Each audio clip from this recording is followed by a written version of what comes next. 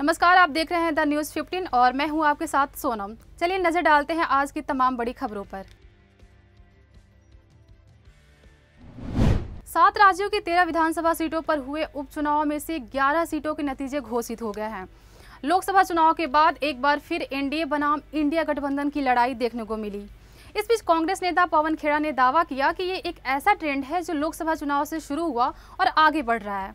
ऐसे में बीजेपी आने वाले सभी चुनाव हारती रहेगी। हमारे लिए ये ट्रेंड 2014 में शुरू हुआ था। तो वहीं कांग्रेस नेता पवन खेड़ा ने कहा कि हमने कई चुनाव हारे हैं और अब बीजेपी भी उसी दौर से गुजरेगी। दरअसल इस हफ्ते 13 विधानसभा सीटों पर हुए उपचुनाव में से 11 सीटों के नतीजे घोषित हो गए हैं, जहां पर इस बार इंडिया गठबंधन एनडीए पर भारी पड़ा और विपक्षी गठबंधन ने 10 सीटों पर कब्जा जमाया। जम्मू कश्मीर में अब उपराज्यपाल की शक्तियां और अधिक होंगी। इस बारे में केंद्रीय गृह मंत्रालय ने अधिसूचना जारी कर जानकारी दी है। दरअसल अब एलजी की मंजूरी के बाद ही किसी भी फैसले को जमीनी स्तर पर उतारा जाएगा। तो वहीं पुलिस, सार्वजनिक व्यवस्था और अखिल भारतीय सेवा से जुड़े मामलों में फैसला लेने से पहले उपराज्यपाल की मंजूरी अनिवार्य है। आसान शब्दों में कहे तो केंद्र के इस फैसले के बाद अब जम्मू कश्मीर के उपराज्यपाल भी दिल्ली के उपराज्यपाल की तरह अधिकारियों के तबादले से संबंधित फैसले ले सकेंगे। वहीं बीजेपी विधायक रमेश मिश्रा का एक वीडियो सामने आया है, जिसमें वो 2027 में होने वाले यूपी विधानसभा चुनाव में बीजेपी सरकार ना बनने का दावा करते सुनाई दे रहे हैं। दरअसल जौनपुर की बदलापुर सीट से बीजेपी विधायक रमेश मिश्रा ने एक वीडियो जारी किया है, जिसमें उन्होंने अपनी ही पार्टी की वर्तमान स्थिति को खराब बताया है। तो वहीं बीजेपी विधायक की माने तो मौजूदा सरकार की स्थिति बहुत ही खराब है। इस स्थिति को देखते हुए 2027 में भाजपा की सरकार नहीं बनती हुई दिखाई पड़ रही है।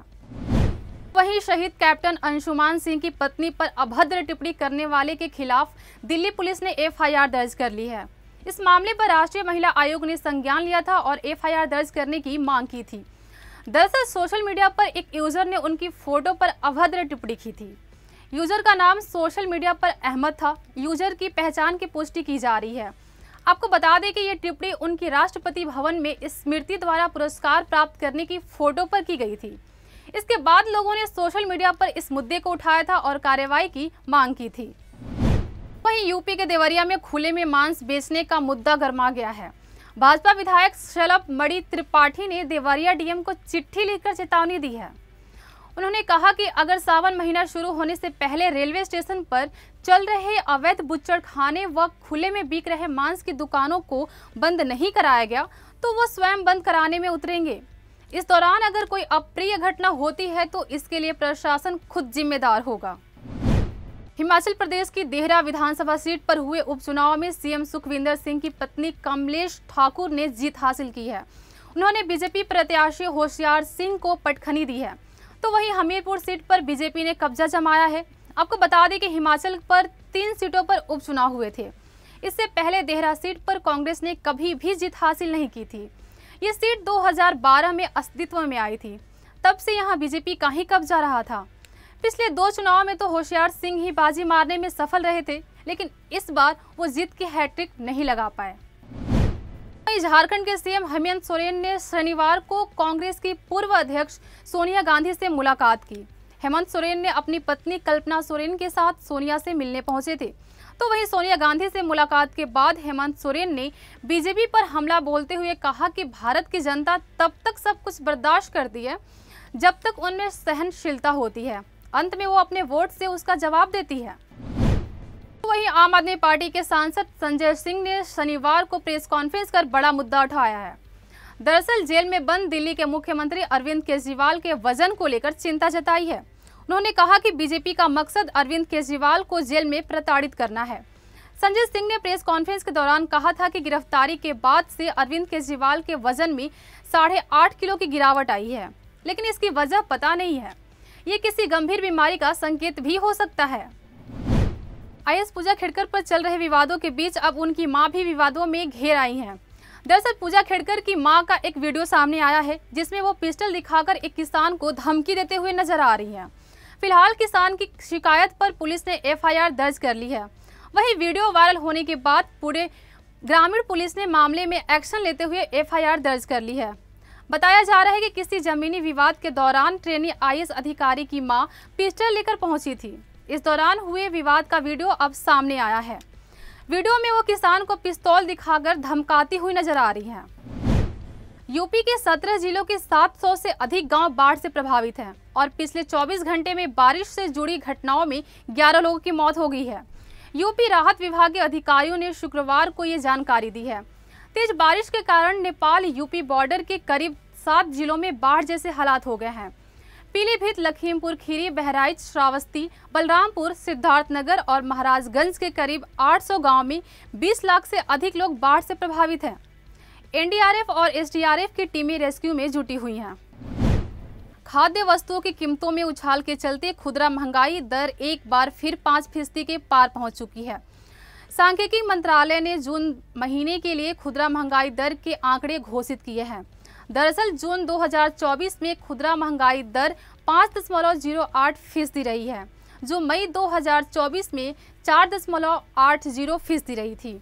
फिलहाल खाद्य महंगाई दर में इजाफा देखने को मिला है और ये 9% के पार चला गया है। जून महीने में खाद्य महंगाई दर 9.36% रही है, जो मई में 8.83% रही थी। तो वहीं खुदरा महंगाई दर में उछाल आरबीआई के लिए बड़ा झटका है। आरबीआई की कोशिश इसे 4% तक लाने पर था, लेकिन यूटर्न लेते हुए खुदरा महंगाई दर फिर से 5% के ऊपर चला गया है।